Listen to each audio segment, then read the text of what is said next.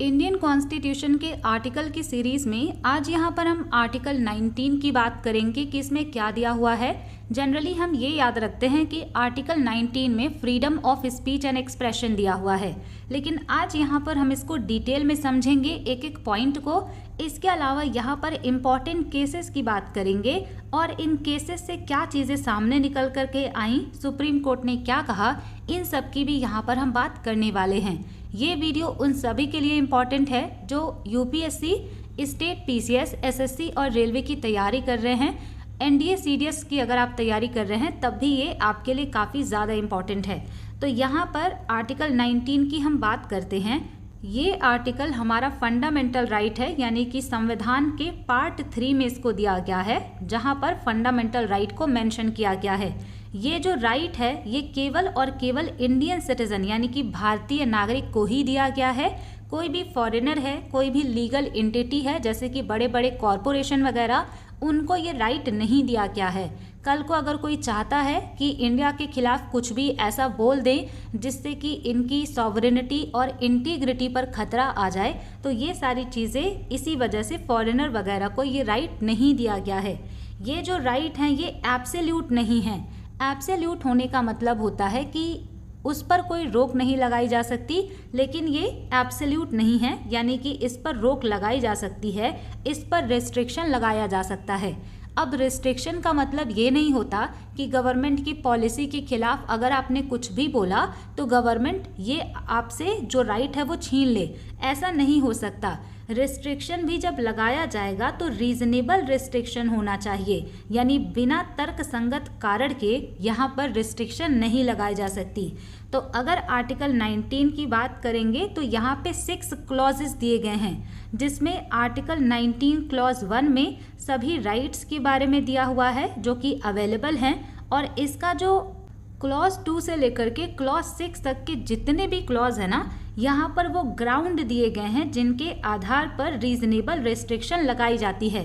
यानी कि आपको केवल और केवल आर्टिकल 19 क्लॉज 1 के राइट्स पढ़ने हैं, बाकी में रिस्ट्रिक्शन के ग्राउंड दिए गए हैं। तो यहाँ पे बात करते हैं कि कौन कौन से राइट यहाँ पर आपको दिए गए हैं। तो article 19 clause 1 sub clause A में दिया गया है freedom to speech and expression, यानी कि विचारों की अभिव्यक्ति की स्वतंत्रता है। असेंबल पीसफुली विदाउट आर्म्स, यानी बिना हथियार के शांतिपूर्ण तरीके से अगर आप इकट्ठा होना चाहते हो तो उसका भी अधिकार है। टू फॉर्म एसोसिएशन और यूनियन, यानी कि अगर आपको कोई संघ बनाना है, कोई यूनियन बनाना है तो आप बना सकते हैं, इसका भी राइट दिया गया है। जैसे पहले लेबर यूनियन वगैरह बनते हैं तो वो इसी में आते हैं।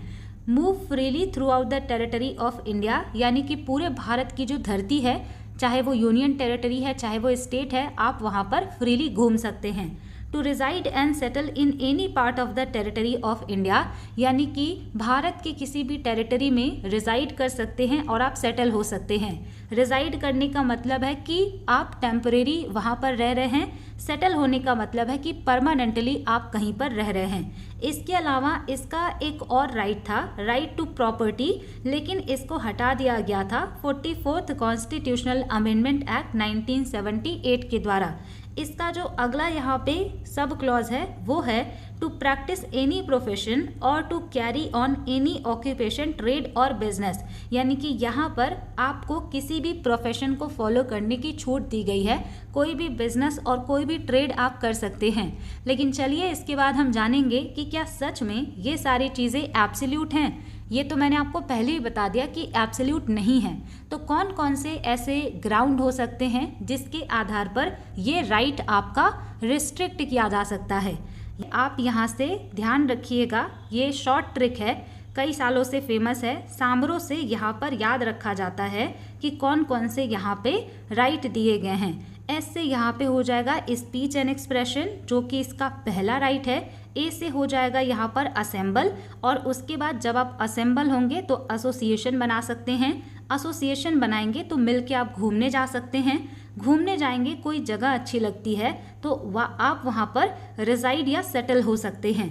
इसके अलावा जब आप रिजाइड या सेटल हो जाएंगे तो उसके लिए आपको पैसे भी चाहिए, तो आप कोई ऑक्यूपेशन या कोई बिजनेस कर सकते हैं। तो सामरों से आपको ये 6 जो फ्रीडम दिए गए हैं आर्टिकल 19 में वो याद रहेगा।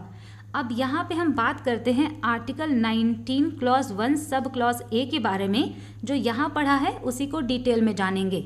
यहाँ पर freedom of speech and expression दिया गया है, यानी कि आपको बोलने की आज़ादी है, आपको एक्सप्रेशन की आज़ादी है। अब ये जो आज़ादी है ये छीनी जा सकती है आर्टिकल 19 क्लॉज 2 के द्वारा। यहाँ पर ये दिया हुआ है कि अगर आप कुछ ऐसा हेट स्पीच देते हैं या फिर आप कोई ऐसी चीज़ें करते हैं जिससे कि इंडिया की सॉवरेनिटी एंड इंटीग्रिटी पर खतरा हो, स्टेट की सिक्योरिटी पर खतरा हो, अगर आपने फॉरेन स्टेट के बारे में कुछ ऐसा बोल दिया है जिससे कि स्टेट को ये लगता है कि उस कंट्री के साथ हमारे रिलेशन ख़राब हो सकते हैं, जैसे कि इंडिया का रिलेशन बहुत सारे कंट्री के साथ में बहुत अच्छा है, जैसे कि इंडिया का भूटान के साथ में रिलेशन बहुत अच्छा है, अफ़गानिस्तान के साथ में भी ठीक है। तो ये सारे जो रिलेशन हैं, अगर आपने ऐसा कुछ बोला जिससे कि रिलेशन ख़राब हो सकते हैं, तब भी आपका ये राइट रिस्ट्रिक्ट किया जा सकता है। पब्लिक ऑर्डर को अगर आप डिस्टर्ब करते हैं, बोलते टाइम डिसेंसी या मोरालिटी आप अपने अंदर नहीं रखते हैं, कंटेम्प्ट ऑफ कोर्ट यानी कोर्ट के जज के बारे में या सुप्रीम कोर्ट के जज के बारे में कोई टिप्पणी करते हैं जो कि ठीक नहीं है, तब भी आपका ये राइट रिस्ट्रिक्ट किया जा सकता है। डिफेमेशन हो या फिर इंसाइटमेंट टू एन ऑफेंस, यानी आपने किसी को भड़का दिया है ऑफेंस करने के लिए, तब भी ये ग्राउंड है जिसके आधार पर आर्टिकल 19 क्लॉज 1 का जो पहला राइट है ये रिस्ट्रिक्ट किया जा सकता है। अब अगर आप जुडिशरी के एग्ज़ाम की तैयारी कर रहे हैं तो ये ध्यान रख सकते हैं कि इसमें जो 8 ग्राउंड दिए गए हैं, यहाँ पे ये 8 ग्राउंड हैं, इसको आप कैसे याद रखेंगे? तो यहाँ पे है some smart friend, promote decency, discourage contempt and incitement. तो यहाँ पे जो इनिशियल लेटर है ना, इससे आप ध्यान रख पाएंगे कौन कौन से ग्राउंड यहाँ पर दिए हुए हैं, तो ये आपको एक ही बार में याद हो जाएगा। नेक्स्ट यहाँ पे आर्टिकल 19 क्लॉज 1 का जो सेकेंड राइट है ये है freedom to assemble peacefully without arms, यानी कि बिना शस्त्रों के अगर आप इकट्ठा होना चाहते हैं तो इकट्ठा हो सकते हैं।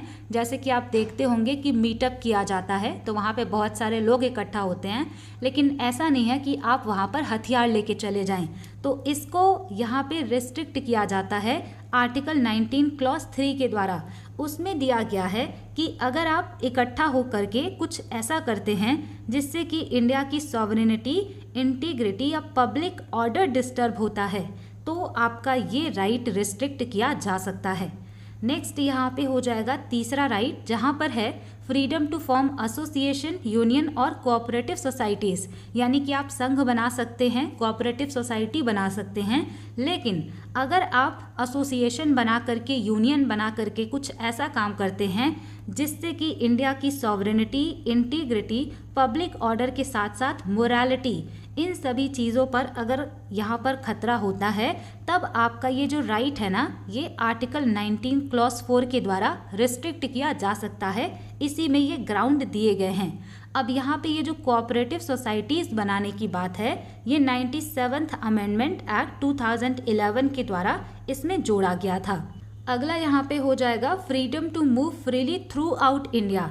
तो यहाँ पे बोला गया है कि आप पूरे भारत में कहीं भी आसानी से घूम सकते हैं, लेकिन यहाँ पे भी परमिसिबल ग्राउंड है जिसके आधार पर इसको रिस्ट्रिक्ट किया जा सकता है। तो ये दिया गया है आर्टिकल 19 क्लॉज 5 में। यहाँ पर कहा गया है कि इंटरेस्ट ऑफ जनरल पब्लिक, यानी कि लोगों के पब्लिक इंटरेस्ट पर खतरा नहीं आना चाहिए। Protection of the interest of any schedule tribe, यानी कि कोई स्केड्यूल ट्राइब का एरिया है जहाँ पर जाना आपको मना है, वहाँ पर आप नहीं जा सकते। तो ये आर्टिकल 19 क्लॉज 5 में दिया है। नेक्स्ट यहाँ पे हो जाएगा freedom to reside and settle in any part of India. तो यहाँ पे बोला गया है कि आप भारत की किसी भी पार्ट में टेम्परेरी भी रह सकते हैं या सेटल भी हो सकते हैं, लेकिन ये राइट भी आपका आर्टिकल 19 क्लॉज 5 के द्वारा रिस्ट्रिक्ट किया जा सकता है इन ग्राउंड पर, यानी कि जनरल पब्लिक के इंटरेस्ट में ये चीज़ नहीं है या फिर स्केड्यूल ट्राइब के इंटरेस्ट को प्रोटेक्ट करना है, तब आप सेटल नहीं हो सकते किसी पर्टिकुलर एरिया में। जैसे कि नॉर्थ ईस्ट के कुछ ऐसे एरियाज़ हैं, बॉर्डर एरियाज़, जो कि काफ़ी सेंसिटिव और इम्पॉर्टेंट है, तो वहाँ पे ज़मीन वगैरह खरीदना अलाउड नहीं होता, वहाँ सेटल नहीं हो सकते, बाकी जगह पर सेटल हो सकते हैं। तो ये ग्राउंड है। नेक्स्ट यहाँ पे ये जो right to acquire, hold and dispose of property था, यानी कि राइट टू प्रॉपर्टी जो है इसको 44th कॉन्स्टिट्यूशनल अमेंडमेंट एक्ट 1978 के द्वारा हटा करके इसको डाल दिया गया आर्टिकल 300A में। अब ये कॉन्स्टिट्यूशनल या फिर लीगल राइट है अंडर आर्टिकल 300A। ये कॉन्स्टिट्यूशनल राइट इस वजह से है क्योंकि ये कॉन्स्टिट्यूशन में दिया गया है। ये लीगल राइट इस वजह से है क्योंकि ये जो राइट टू प्रॉपर्टी है होल्ड करने की, इसको रोका जा सकता है लॉ बना के, तो लीगल राइट आप इसको कह सकते हैं। इसके बाद इसका जो 6th नंबर का राइट है वो है freedom to practise any profession, यानी कि आप अपने मन से कोई भी प्रोफेशन कर सकते हैं। मान लीजिए अगर आपकी जॉब लगती है, आपको नहीं मन है तो आप रिज़ाइन कर सकते हैं। तो यहाँ पे इसको भी रिस्ट्रिक्ट किया जा सकता है आर्टिकल 19 क्लॉज 6 के द्वारा। मान लीजिए आपने सोचा कि हमें प्रोफेशन करने की आज़ादी है, तो हम ऐसा करेंगे कि एक अपना ग्रुप बनाएंगे और हम लोगों पर अटैक करेंगे, चोरियां करेंगे, या फिर बम बनाने का बिजनेस आप करना चाहते हैं, तो ये सारी चीज़ें नहीं हो सकती। यहाँ पर फ्रीडम दी गई है कि आप अच्छा कोई प्रोफेशन करते हैं, कोई ट्रेड करते हैं तो वो कर सकते हैं, लेकिन अगर आपने जनरल पब्लिक के इंटरेस्ट पर कोई खतरा बनाया या फिर प्रोफेशनल या टेक्निकल क्वालिफिकेशन आपके पास नहीं है वो पर्टिकुलर चीज़ करने के लिए, जैसे मान लीजिए आपने सोचा कि अब हम सर्जरी का काम करेंगे और आपने अपना हॉस्पिटल है उसको खोल लिया, तो आप ये नहीं कर सकते क्योंकि इसके लिए आपको प्रैक्टिस की ज़रूरत है, टेक्निकल एंड प्रोफेशनल क्वालिफिकेशन की ज़रूरत है। जब आप पढ़ लिख कर सर्जन बनेंगे तभी आप प्रैक्टिस कर सकते हैं। इसमें फ्रीडम दिया गया है, तो इसका ये मतलब नहीं है कि कल को आप पायलट बन जाएं, आप बोले हम जहाज उड़ाएंगे बिना किसी पढ़ाई और बिना किसी प्रैक्टिस के। इसके अलावा इनेबलिंग स्टेट मोनोपोलीज, ये बहुत इंपॉर्टेंट है। स्टेटमेंट बेस्ड क्वेश्चन में ये सारी चीज़ें बन सकती हैं। यहाँ पर ये छूट दी गई है कि अगर स्टेट चाहे, स्टेट क्या होता है आर्टिकल 12 में मैंने डिटेल में समझाया है। यहाँ पे बोला गया है कि अगर स्टेट चाहे तो किसी भी ट्रेड पर अपनी मोनोपोली कर सकती है। जैसे रेलवे में प्राइवेट लोग नहीं आ सकते, यानी आप कल को ये नहीं कह सकते कि हम ट्रेन बनाएंगे और अपना खुद का ट्रेन चलाएंगे, टिकट से पैसे कमाएंगे, तो ऐसा नहीं हो सकता क्योंकि यहाँ पर केवल गवर्नमेंट की मोनोपोली है। तो गवर्नमेंट को छूट है, अगर वो कल को चाहें तो कोई भी ऐसा काम जो कि उनको लगता है कि उनके इंटरेस्ट में है वो खुद के लिए मोनोपोली वहाँ पर कर सकते हैं। तो ये हो गया सभी आर्टिकल, और मैंने आपको बता दिया कि कौन कौन से यहाँ पर इम्पॉर्टेंट रिस्ट्रिक्शन हैं। इसके बाद यहाँ पर हम कुछ इम्पॉर्टेंट क्वेश्चन का आंसर करेंगे। कई बार जब भी सुप्रीम कोर्ट में केसेस होते हैं तो उसके द्वारा ये जो freedom of speech and expression है, इसका जो स्कोप है ना वो बढ़ा दिया जाता है। जैसे कि Romesh Thapar versus state of Madras case हुआ 1950 में, Bennett Coleman versus union of India case हुआ 1972 में। तो यहाँ पे फ्रीडम ऑफ द प्रेस की भी बात कही गई। आपने अगर कॉन्स्टिट्यूशन पढ़ा होगा तो वहाँ पर कहीं भी अलग से जो प्रेस की स्वतंत्रता है वो मेंशन नहीं की गई है, क्योंकि ये अंडरस्टूड है कि ये आर्टिकल 19(1) के सब क्लॉज ए में आएगा, क्योंकि freedom of speech and expression में प्रेस एंड मीडिया भी आता है। तो ये इसी केस से सामने आया था। इसके अलावा राइट टू स्पीक आपको मिला हुआ है, तो राइट टू साइलेंस या राइट नॉट टू स्पीक भी आपको दिया गया है, यानी कि चुप रहने का अधिकार भी आपको मिला हुआ है। ये Bijoe Emmanuel versus state of Kerala case 1986 से निकल करके आया। ये केस क्या था इसकी भी आगे बात करते हैं। राइट टू इंफॉर्मेशन, यानी कि freedom of speech and expression में ये भी है कि आप इंफॉर्मेशन को रिसीव भी कर सकते हैं। इसी वजह से तो RTI वगैरह लगा करके इंफॉर्मेशन मांगी जाती है। तो ये जो राइट टू इंफॉर्मेशन है ये आर्टिकल 19 क्लॉज 1 के सब क्लॉज ए में है। ये state of UP versus Raj Narayan 1975 के केस से सामने आया था। इसके अलावा right to hoist the national flag, यानी कि झंडा फहराने का जो अधिकार है ना, ये भी एक तरीके से आर्टिकल 19 के फर्स्ट यहाँ पे राइट में आता है। अब इसमें क्या हुआ था कि एक कंपनी के ओनर थे, उन्होंने अपनी कंपनी के ऊपर तिरंगा झंडा फहराया था और वो हमेशा से फहरा रहे थे। तो उस टाइम पर जो फ्लैग है ना उसको फहराने का कोई रूल कोडिफाई नहीं किया गया था, तो उन पर ये केस हुआ क्योंकि उस टाइम पर केवल जो गवर्नमेंट है या गवर्नमेंट बिल्डिंग है वहाँ पर ही नेशनल फ्लैग को होइस्ट किया जाता था। तो ये कोर्ट पहुँचे, वहाँ पर इन्होंने कहा कि हमको भी झंडा फहराना है, हम भी इसको लगा सकते हैं। तो सुप्रीम कोर्ट ने कहा कि right to speech and expression है, एक्सप्रेशन का मतलब ये होता है कि आप अपनी देशभक्ति दिखाने के लिए विजुअल के माध्यम से भी अपने ओपिनियन को व्यक्त कर सकते हैं। तो इसी वजह से right to hoist national flag जो है ये भी इसी में आता है। लेकिन फ्लैग कोड जो दिया गया है, यानी किस तरीके से झंडा होगा, कैसे उसको फहराना है, वो रूल आपको फॉलो करना पड़ेगा। ये यूनियन ऑफ इंडिया वर्सेस नवीन जिंदल 2004 में सामने आया। इसके अलावा कॉमर्शियल स्पीच या एडवर्टाइजिंग की बात करेंगे तो ये भी आर्टिकल 19 में एक्सप्रेशन के अंतर्गत ही आता है, यानी कि आप अपने सामान का एडवर्टाइजमेंट कर सकते हैं। ये Tata press limited versus MTNL 1995 में सामने निकल करके आया। यहाँ पर मैंने लिखा है कि Romesh Thapar versus state of Madras case जो है ये 1950 में आया था। उस टाइम पर जो प्रेस है ना, उस पर रोक लगा दी गई थी कि गवर्नमेंट परमिशन नहीं दे रही थी कि आप क्या चीज़ें छाप सकते हैं क्या नहीं। तो उसी से रिलेटेड ये केस था। और बाद में जब ये केस का फैसला आया कि अब फ्रीडम ऑफ प्रेस दिया गया, तब यहाँ पे पार्लियामेंट ने पहला कॉन्स्टिट्यूशनल अमेंडमेंट करके पब्लिक ऑर्डर को जोड़ दिया, यानी कि ये बोल दिया कि अगर आप प्रेस के माध्यम से भी पब्लिक ऑर्डर को डिस्टर्ब करते हैं तो उस पर रिस्ट्रिक्शन लगा दिया जाएगा। तो ये ग्राउंड जो है बाद में जोड़ा गया था। नेक्स्ट यहाँ पे हो जाएगा Bijoe Emmanuel versus state of Kerala case. यहाँ पे 3 बच्चे थे जो कि स्कूल की असेंबली में खड़े हुए थे और उस टाइम पर राष्ट्रगान चल रहा था। तो वो अटेंशन की पोजीशन में खड़े थे लेकिन राष्ट्रगान को गा नहीं रहे थे। तो उनकी जो हेड मिस्ट्रेस थी उन्होंने इनको रिस्ट्रिक्ट कर दिया था, वहाँ से हटा दिया था स्कूल से। तो ये लोग पहुँचे थे कोर्ट में। वहाँ पर सुप्रीम कोर्ट ने ये बोला कि ये जो तीनों बच्चे हैं ये जेहोवा बिलीफ जो है उसको मानते हैं। जेहोवा बिलीफ में ये माना जाता है कि केवल गॉड से रिलेटेड चीज़ों में ये पार्टिसिपेट करते हैं, बाकी चीज़ों में नहीं। तो ये रिस्पेक्ट में खड़े हुए थे, भले ही ये राष्ट्रगान नहीं बोल रहे थे, फिर भी ये इनका फंडामेंटल राइट है, यानी कि राइट टू साइलेंस भी इनका राइट है। तो ये यहाँ पर आया।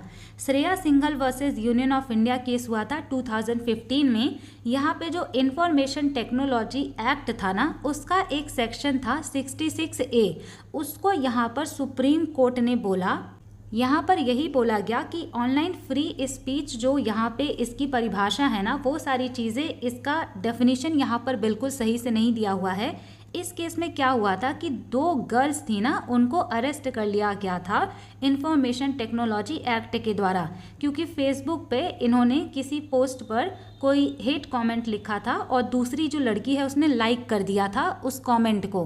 तो इसी यहाँ पर इंफॉर्मेशन टेक्नोलॉजी एक्ट के सेक्शन 66A का यूज़ करते हुए जो पुलिस है उन्होंने इनको अरेस्ट कर लिया था। तो ये जब केस हुआ तो सुप्रीम कोर्ट ने बोला कि ये जो आप यहाँ पे ग्राउंड दे रहे हैं इनको अरेस्ट करने का, वो बहुत ही वेग है, यानी इसको आपने डिफाइन ही नहीं किया है। कोई कमेंट करेगा, उसको लाइक करेगा तो आप उनको अरेस्ट नहीं करेंगे। तो ये आता है ऑनलाइन फ्री स्पीच के अंतर्गत आर्टिकल 19(1)A में। Kaushal Kishore versus state of UP case 2023 में हुआ था और यहाँ पे बोला गया कि आर्टिकल 19 जो है ये हॉरिजेंटली भी अप्लाई किया जा सकता है, यानी पहले हमने पढ़ा कि ये केवल और केवल स्टेट के खिलाफ अप्लाई हो सकता है, लेकिन ये केस जो है इसमें बोला गया कि आर्टिकल 19 जो है ये प्राइवेट एंटिटीज़ या नॉन स्टेट एक्टर्स के लिए भी अवेलेबल है। लास्ट में यहाँ पे आप ध्यान रखिएगा कि जब भी इमरजेंसी लगाई जाती है तो आर्टिकल 19 ऑटोमेटिकली सस्पेंड हो जाता है, लेकिन जब नेशनल इमरजेंसी लगाई जाती है वॉर या फिर एक्सटर्नल एग्रेशन पे, उस टाइम पर ये सस्पेंड होता है। अगर आर्म्ड रिबेलियन के आधार पर इमरजेंसी लगा है तब आर्टिकल 19 सस्पेंड नहीं होगा, ये आर्टिकल 358 में दिया गया है। तो ये था हमारे कॉन्स्टिट्यूशन का आर्टिकल 19। आई होप अब आपको ये समझ में आ गया होगा। अगर आपको ऐसे ही छोटी छोटी नॉलेजेबल वीडियोस देखनी है तो आप इस चैनल को सब्सक्राइब कर सकते हैं। Thanks for watching. Stay tuned.